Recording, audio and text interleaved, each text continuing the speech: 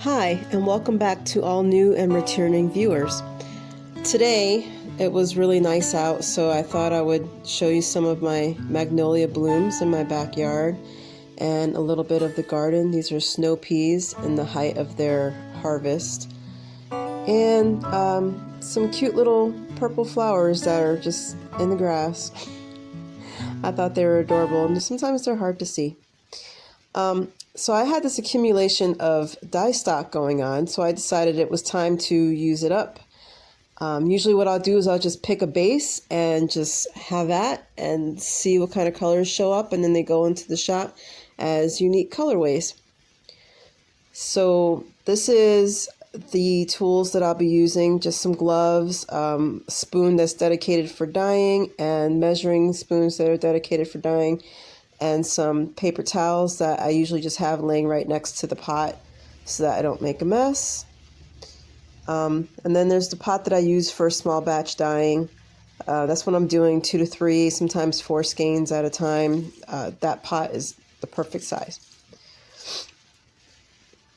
So what I'm doing here is showing you, this is actually something I've never done before, this particular technique of rolling the skein, so to speak. Usually you can, if you want to twist it before you dye it, it gives a unique colorway or way of laying out colors. But I thought I would try this out and see how that looked. It's kind of like twisting the skein, but not really twisting it while it's wet, so you're not stretching out the fiber, if that makes any sense. So it's kind of like spiraling it into the pot. And this color right here that I'm showing you is like a mix of saffron spice, I think it's called, and pink orchid that I had left over. So I'm just going to dump that right over the skeins and see what that looks like. It's pretty orange there, but it came out pretty nice. I'm just letting it sit in there and soak up the dye. You'll notice that I'm not wearing a mask for this portion of the dyeing because there's no powders that are actually flying into the air. So as far as respiratory concerns are there's none there. It's just the hands, and I like to always wear gloves when I dye because I don't want any dyes on my hands. I really should have moved that towel, but it ended up getting washed anyway, so whatever.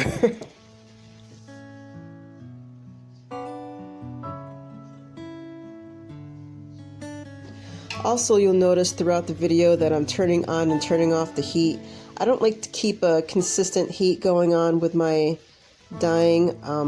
I just feel like because it's such a small pot and there's so few skeins, it's not really necessary to keep that consistent heat. And the water is hot enough that it will still set. So it's not really something you need to worry about. As long as you've got heat going in there while you're dyeing, then that's really all the yarn needs. So I just kind of turn it on and turn it off depending on what I think the yarn needs for taking up the dye without actually burning the yarn, if that makes sense. So now I'm just kind of resituating the yarn to soak up whatever was left in that water and to expose more of the white so that I can lay on the second color.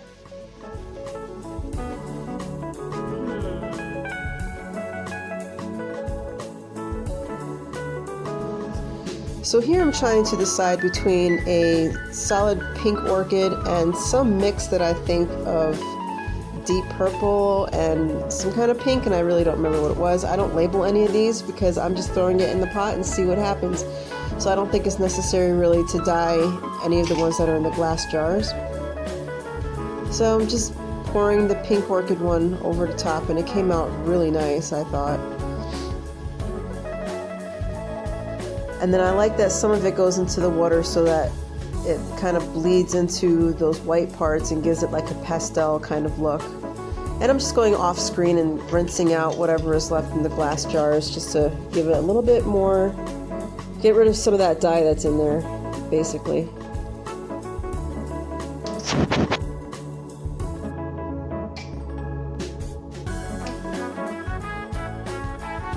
You'll also notice throughout the video that I have strings that are tied to my yarn, And what I do there is I just take whatever scrap yarn I have left from knitting and crochet projects, and I use that as my safety ties, so to speak, for my yarn. Now, I used to be a baker, and so touching this hot thread really doesn't bother me that much because you get used to heat.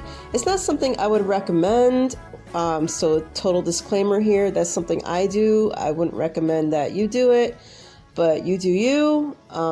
But this is just what I do because it doesn't bother me. And then if it's too hot for me, then I'll just use the spoon to help get the thread out so that I can pick up the skein of yarn. So here I chose the deep purple and whatever pink was mixed in there. I really don't know what it was. I'm just going to take a guess that it was probably pink orchid. And I'm just pouring that over the rest of the white spots that I see on those skeins of yarn in the pot.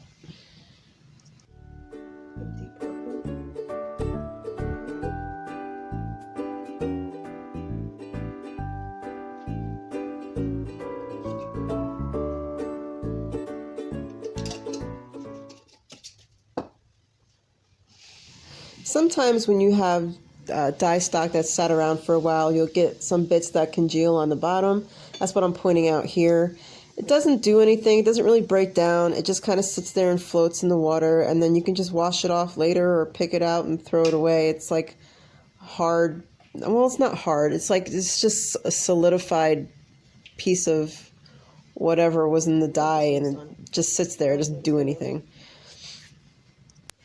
And now I'm just spreading out the skeins so that the yarn can heat set, and I can take it out when it's cooled off and get to another set of yarn to dye. Some people like to have a pan right next to their stove to take the wet yarn and bring it over to the sink. Like I said, I'm used to the heat and it doesn't bother me, so I just squeeze the water into the pot, saving most of the water. And then I just bring it over to the sink, which is right there. And that's just something that works for me.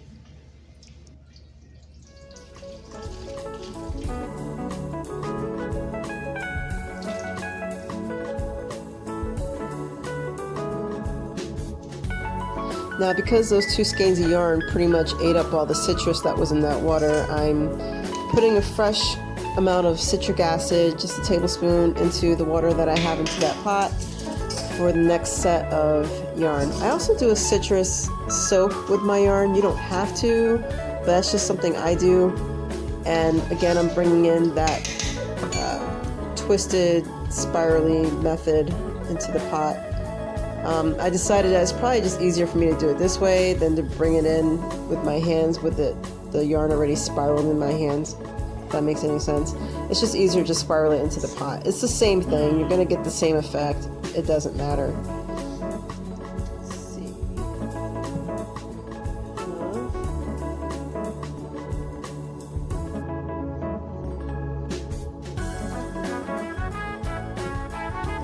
Now these squeeze bottles I do have labeled for the most part because they are something that I use on a regular basis, and it's somewhat measured. I'm a lazy dyer, I'll be honest, so all of my squeeze bottles have a set amount of dye in them,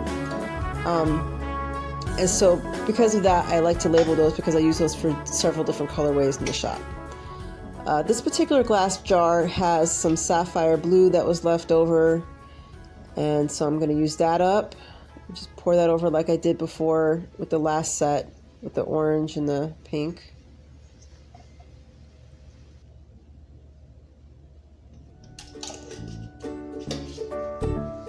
As you can see, there's lots of little floaty bits in that one that was congealed.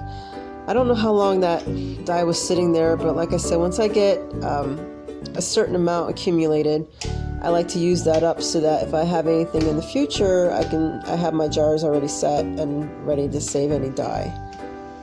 And again, those little bits don't really do anything. Sometimes you get a little bit of color out of it, but usually you don't. It just sits there and you can just wash it out or pick it out later. It's harmless, really.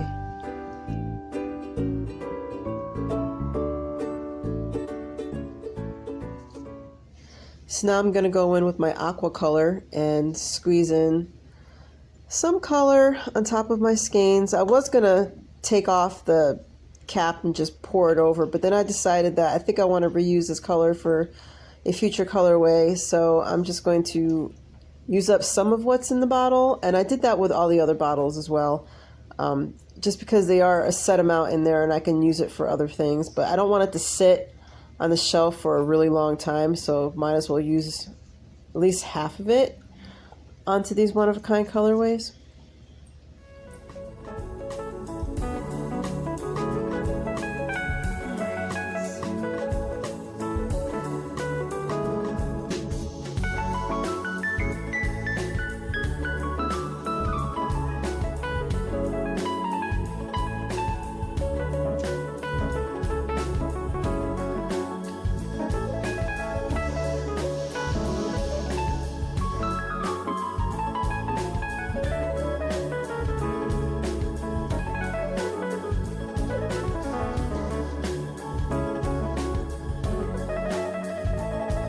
And now I'm going in with the Kelly Green, same thing. I'm just going to squirt some over some of the white areas of the skeins.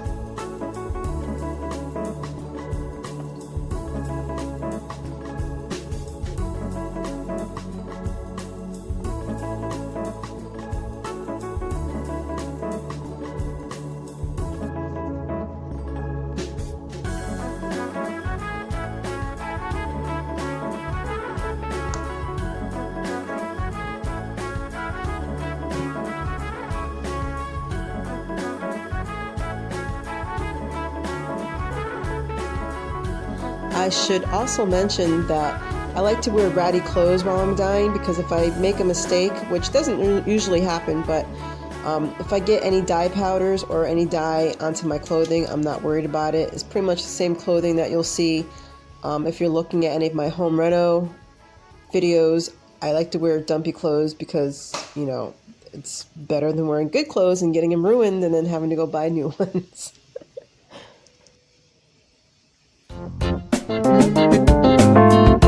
If you're familiar with working with Kelly Green, you know that it likes to bleed like a mother. So I'm really letting this sit, and I actually edited some of these videos so that you're not sitting here watching the heat set all day.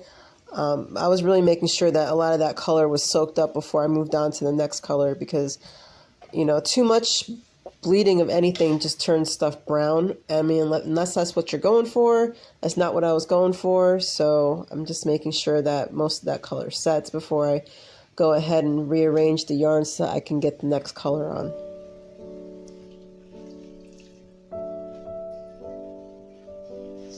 I still had some green left in the water, so swishing around the skeins and then rearranging the skeins again to make sure that these white parts soak up more of that color so that I can get a move on onto another color here.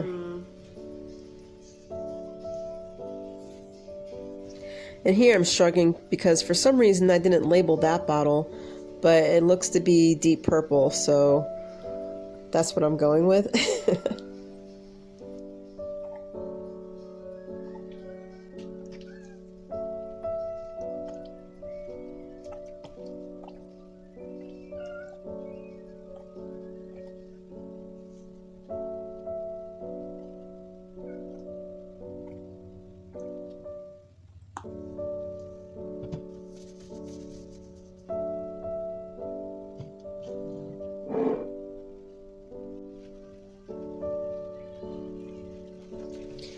And I'm rearranging the skeins again to expose more of the white so that I can add another color in.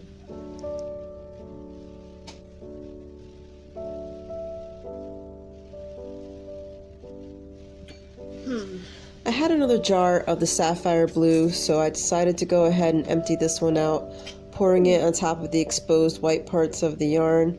And of course some of it's going to go into the water, but that's okay because I wanted it to bleed into some of the rest of the skein. I love doing one-of-a-kind colorways because you never know what you're going to get. I mean, I like to try to color coordinate where I can, but it's just fun to see, you know, what's going to happen, what the colors are going to do, try out different techniques. It's a fun time.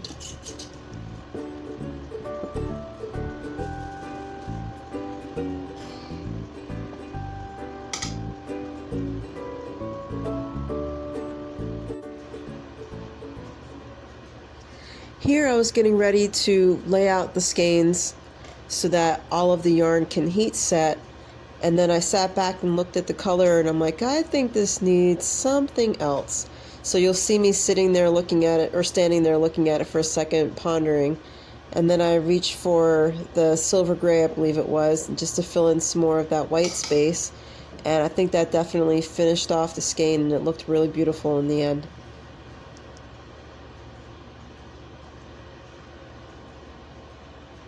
So this is when I was deciding whether or not to add it. I was like, maybe, maybe not. Yeah, okay, just a little bit. We'll see what that does.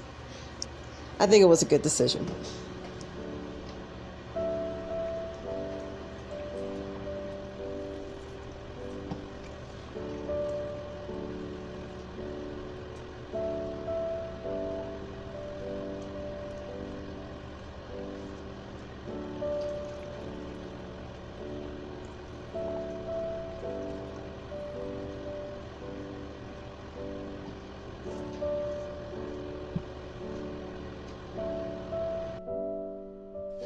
Dyeing yarn is like a game of hurry up and wait, if you're familiar with that phrase. The actual part of dyeing yarn goes really quickly, and then you have to sit there and wait for the yarn to heat set so that you don't have any bleeding in the end. So it's a constant going back and forth, checking it, making sure all the color's soaked up, making sure the heat's okay, moving stuff around like I'm doing here just to make sure that all the color is definitely getting their share of the heat. It's a process. So sometimes it's good to just have a chair nearby and maybe do a little bit of stockinette knitting or some reading or something while you're going back and forth. Apparently I thought I needed some more color here. I actually forgot about that part.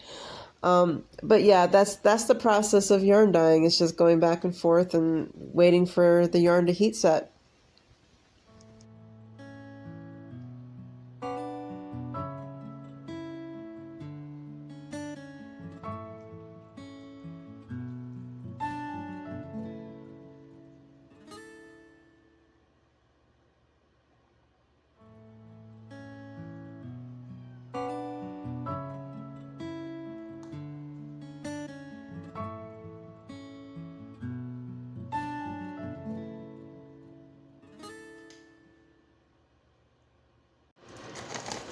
Okay, new batch of yarn and more citrus going into the water because the last two skeins ate up whatever citrus was in there.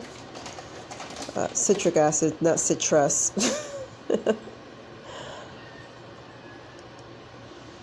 So now I'm putting on my mask because I had two more skeins of yarn and I wanted to try out a new colorway, espresso bean. So I had this sitting in my dyed shelf for a while now, and I finally had an opportunity to try it out. And as I'm putting it into the water, I'm shocked because it's so dark maroon purple, and I cannot understand for the life of me how this company could think that this color even remotely looks like a coffee bean. If that makes any sense at all. I have never seen a purple coffee bean. So yeah, that was not the shade of brown I was going for because it wasn't brown. So I had to make do with what was in my head and what was actually in the pot and figure out how I was going to work around the colorway that I had in my head because that wasn't happening anymore. Originally I wanted to go for some kind of cafe au lait type of color. And that clearly was not happening with this purple that I'm showing you over here. Yeah, that is not espresso bean. I don't understand this at all. Maybe it's my water. I don't know, because the acidity or the alkalineness in your water will, like, kind of change the color a little bit. But that still doesn't make any sense to me that it would be that purple. So I just kind of on the fly came up with a different colorway. So this is a method that I actually like to use when I'm going for a tonal. I'll just throw the skeins in like that, and that gives me a fuller coverage right away. And I'm just using my spoon to kind of move the skeins around to soak up some of that color. And this This color took a long time for the yarn to soak up. I will say that. I actually had to go and get a mini skein just to soak up the rest of that color because apparently all of the purple shades strike first, and then it leaves like this muddy brown, which is what I would think the espresso bean is supposed to look like. And so I just used the mini skein to soak up that color, which ended up making the mini skein like a really pale cream that doesn't really pick up on the camera, but that's what I did. So yeah, I'm just kind of shocked at how purple this yarn is. It was weird. It was definitely weird.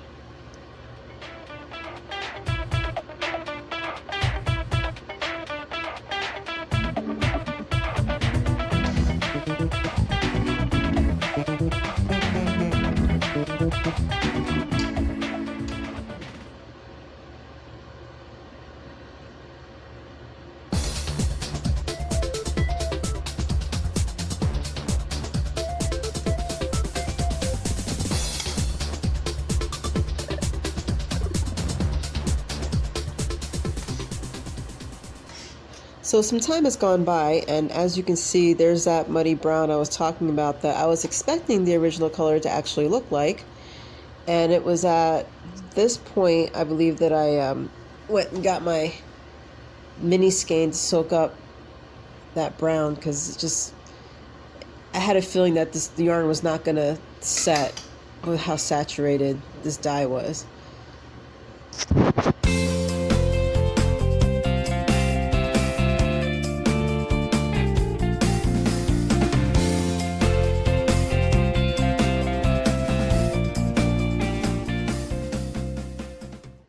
So when I came back with the mini skein, you know, I checked the pot one more time, and most of the color did actually go in. But I decided to go ahead and put that mini in anyway because there was still a little bit of murkiness going on in there, and I really wanted to move on to the next color to finish this off because, you know, like I said, dyeing is a process, and that's a lot of hurry up and wait, and I was pretty much over it at this point. I had other things I needed to do that day. So I was just kind of speeding up the process a little bit.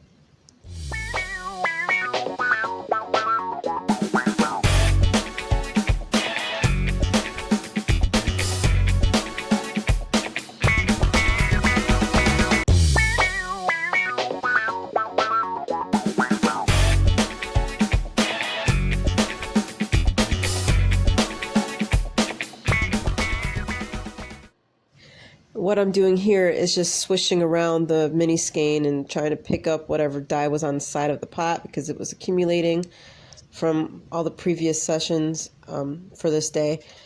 So it did that and then squeezed out some of the water. You can see some of that dye if you saw a little bit of that gray that picked up on there. So I decided I was going to over dye this purpley espresso bean color with some ox blood red. So that's what I'm doing here. I decided to make it a little bit light, just because it was an over dye. I didn't want to like kill the purple because it was actually pretty. It just wasn't what I was expecting.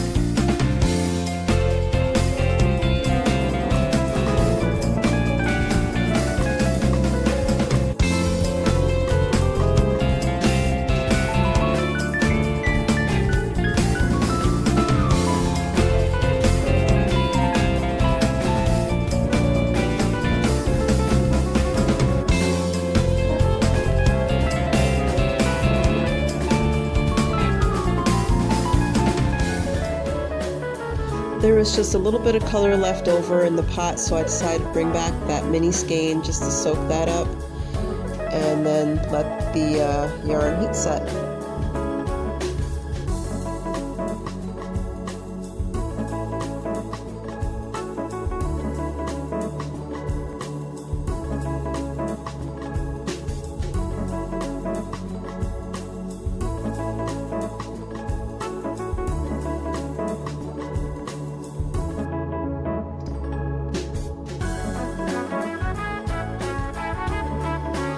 So kind of hard to tell, but the mini skein did pick up a little bit of color. It's kind of on the really light, creamy side with a little touch of brown from the wiping up the side of the pot.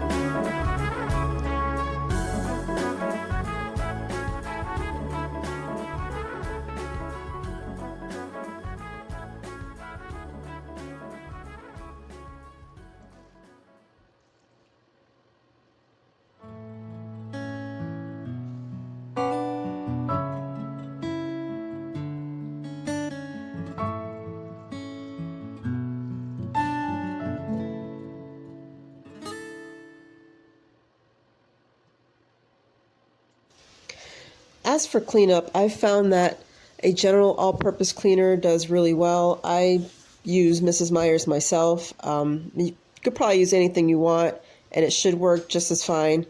You just need to spray it on your work surface and let it sit for a few seconds. And then I usually just take my paper towels that I've had sitting there during my dye session, the cleaner ones anyway, and then I'll wipe up my stove and then I'll wipe up my countertop. If you do end up finding any dye on your countertop or stove, you might want to hit it again a second time, and usually that'll get all of it up. So I was just checking that paper towel to see if I actually picked up any dye, and I didn't, which means I had a pretty good, clean dye session that day. Very rarely do you have to hit it a third time. I don't know if I said that or not. But yeah, general all-purpose cleaner works really well. If you want to use something stronger, go ahead, but that's what works for me.